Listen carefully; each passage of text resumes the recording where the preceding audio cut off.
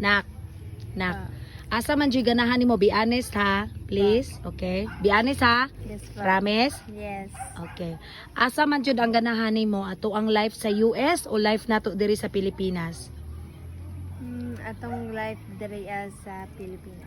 Ngano man, unsa may rason or reason nganong ganahan ka sa atong life diri sa Pilipinas?